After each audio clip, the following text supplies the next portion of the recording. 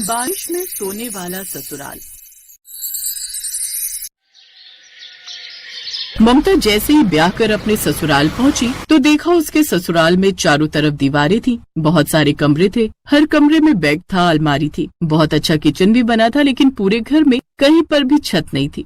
ये देखकर ममता दंग रह गई। इस घर में सब कुछ है लेकिन छत क्यों नहीं है? देख बहू, ये हमारे घर की परंपरा है। ये बात ममता को थोड़ी बेवकूफी भरी लगी, लेकिन परंपरा के नाम पर उसने कुछ नहीं बोला। ससुराल में पति विक्रम के अलावा उसके सास ससुर जेठ और ननद थे। जेठानी अब इस दुनिया में नहीं थी। खैर, पहली रसोई की रस्म में जब वो किचन में खाना बना रही थी तब, हे भगवान, यहाँ तो सीधा धूप आ रही है, ऐसे तो मैं यहाँ मर जाऊंगी। वो गर्मी बर्दाश्त नहीं कर पाई और तुरंत बेहोश होकर गिर गई। तभी वहाँ पर उसका पूरा परिवार आ गया।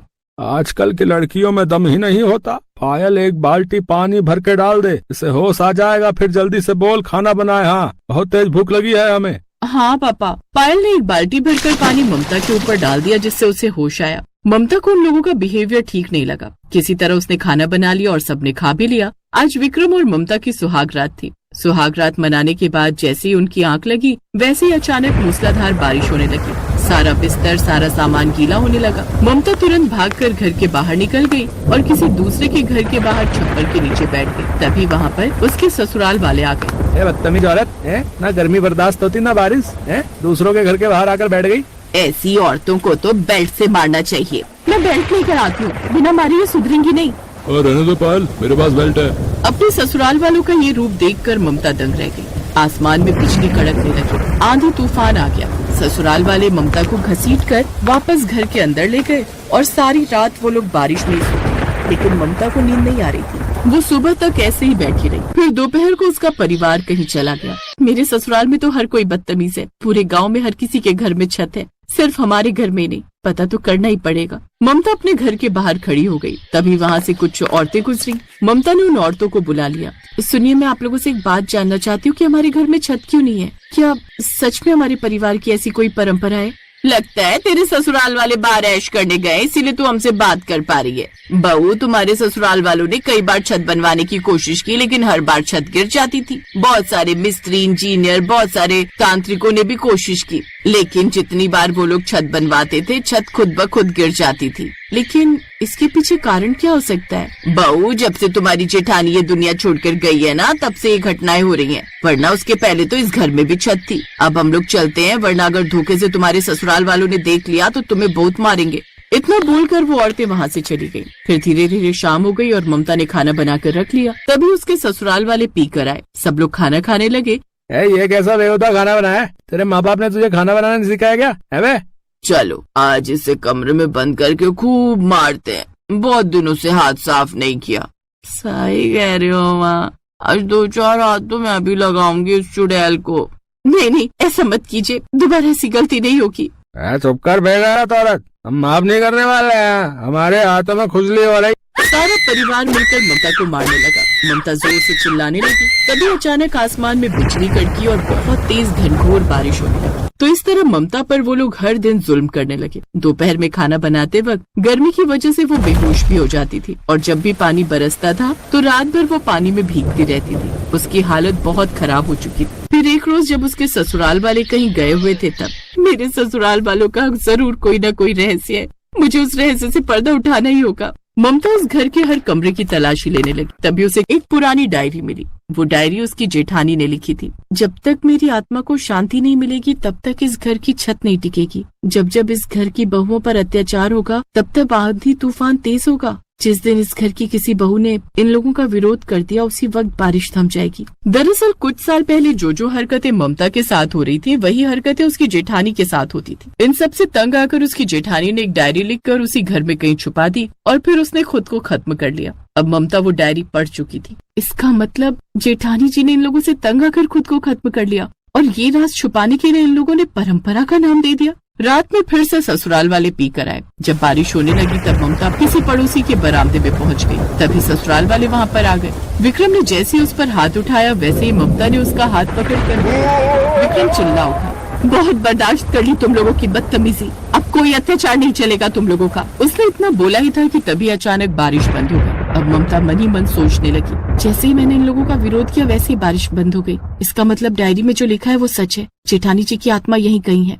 अगले दिन ममता ने ससुराल वालों को घर के अंदर सबको रस्सी से बांध दिया। फिर वो बाहर गई, फिर ढेर सारे मिस्त्री और छत बनाने का सामान लेकर आ गई। तभी मिस्त्री बोला, हाँ बहन जी, फालतू पैसा खर्च मत करो। इस घर में हमने कई बार छत बनाने की कोशिश की, लेकिन वो टिकी नहीं। या तो आज छत टिकेगी या इन लोगों पर ही गिर जाएगी। उसके ससुराल वाले डर गए। बहू ऐसा मत कर, अगर तूने छत बनाई तो पूरी छत हम लोगों के ऊपर ही गिर जाएगी। चुप कर बुढ़िया। जेठानी जी आप जहाँ भी हो, आज मैं आपको मुक्ति दिला कर रहूंगी। ये सारे लोग छत के नीचे दबकर मर जाएंगे आज। धीरे धीरे मिस्त्रियों ने छत बनानी शुरू कर दी। इधर उसके ससुराल वाले, बहू हमें माफ कर दे, आज के बाद हम तुझ पर कोई अत्याचार नहीं करेंगे। सिर्फ मुझ पर? आज के बाद किसी बहू पर, किसी औरत पर अत्याचार नहीं करेंगे। हम सब पीना भी छोड़ देंगे। थोड़ी देर में छत बनकर तैयार हो गई, पर इस बार गिरी नहीं। आंधी तूफान बारिश सब होने लगा, फिर भी छत नहीं गिरी। तभी वहाँ जेठानी की आत्मा प्रकट हुई। ममता, आज इन लोगों ने माफी मांगी, तुमने इन्हें सुधार दिया, इसलिए अब मेरी आत्मा को शांति मिल गई है। लेकिन अगर आज के बाद किसी औरत पर अत्याचार किया तो ये छत तभी गिरेगी जब तुम सब नीचे सो रहे होगे। हमें माफ कर दो राधा, आज के बाद ऐसा कुछ नहीं होगा। उसकी आत्मा गायब हो गई। उस दिन के बाद सब खुशी खुशी रहने लगे।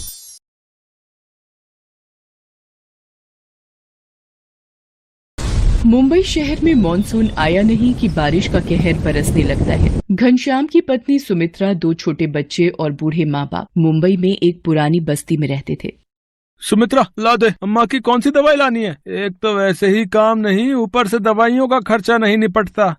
ये पर्चा और ये पैसे काम से मिले थे, इन्हीं का राशन लाना है और जो पैसे बचेंगे अम्मा की दवाई ले आना। चल जा रहा हूँ, ले आऊंगा। सुमित्रा, तूने आज फिर घनश्याम के हाथों में पैसे कैसे पकड़ा दिए? तुझे पता तो है फिर मदन के साथ जाकर कच्ची शराब पी आएगा या पत्ते खेलने बैठ जाएगा। क्या करूँ बापू, जबरदस्ती ले गए कि मैं ही लाऊंगा घर का सामान। पर सुमित्रा, बारिश की वजह से कब हम पर मुसीबत आ जाए, कौन देख कर आया है। माँ, बहुत भूख लगी है। माँ मुझे भी। बंटी, ये 10 रुपए ले, साथ वाली दुकान से छोटी डबल रोटी ले आ। बंटी बराबर की दुकान से डबल रोटी ले आता है। सुमित्रा थोड़े से रखे दूध की चाय बनाकर बच्चों को चाय ब्रेड खिला देती है। दिन बीत जाता है, शाम होने को आ जाती है, पर घनश्याम का कुछ पता नहीं कहाँ गया। रात के 7 बजे। मैंने आपको सुबह राशन और माजी की दवाई के पैसे दिए थे, पर आप तो ये तली हुई मच्छी उठा लाए हो। अब तू मेरे खाने पे भी नजर लगाएगी? जान नहीं लाया राशन क्या कर लेगी? अरे घनश्याम, कुछ तो शर्म कर। सुमित्रा घरों में चूल्हा चौका करके थोड़ा बहुत कमाए और तू उजाड़ दे।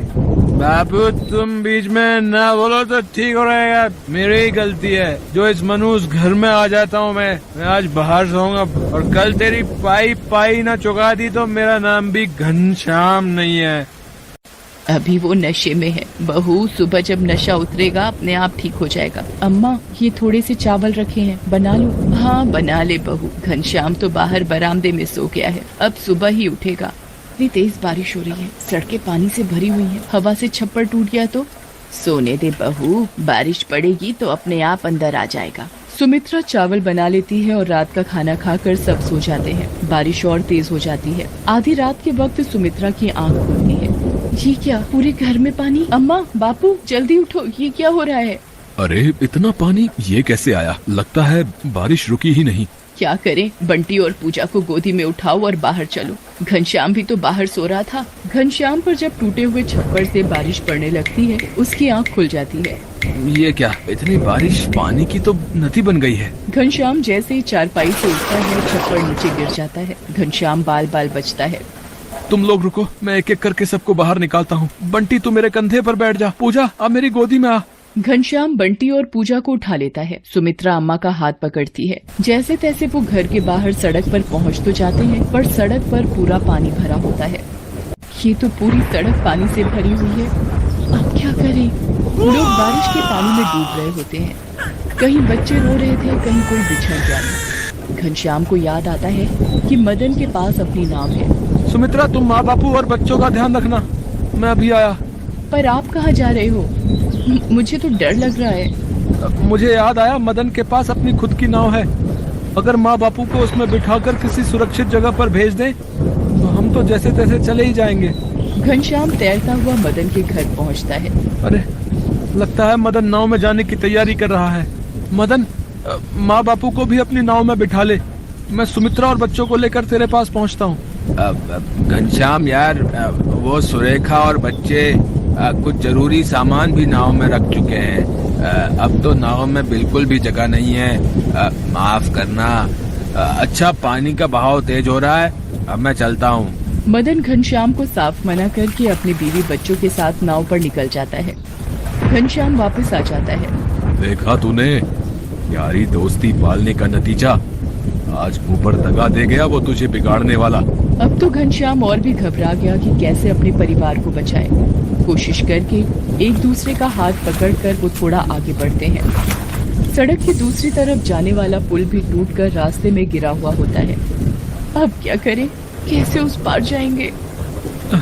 घबराओ नहीं, एक दूसरे का बस हाथ पकड़े रहो। चलते चलते वो देखते हैं एक रस्सी के सहारे लोगों को सड़क के उस पार ले जाया जा रहा है। इस रस्सी की सहायता से धीरे धीरे आगे बढ़ते रहिए।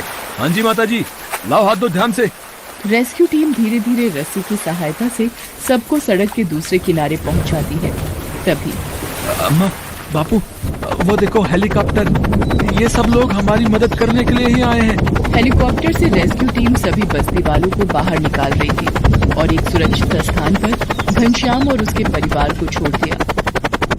शुक्र है, ये बचाव कर्मी अगर ना होते तो हमें कौन बचाता। आज भगवान ने भी हमारा साथ दिया है इन सुरक्षा कर्मियों को भेजकर। पर अब हम क्या करेंगे, वो बस्ती तो उजड़ गई। सुमित्रा, आज मुझे भी समझ आ गया है कि कुछ मित्र सिर्फ मतलब के लिए ही साथ रहते हैं। पर अब हम क्या करेंगे, वो बस्ती तो उजड़ गई। हिम्मत मत हार सुमित्रा, हम यहाँ कहीं आसपास की बस्ती में घर ले लेंगे। मैं वादा करता हूँ, शराब और जुए को कभी हाथ नहीं लगाऊंगा। खूब मेहनत करूंगा ताकि तुम सबको भरपेट भोजन मिल सके।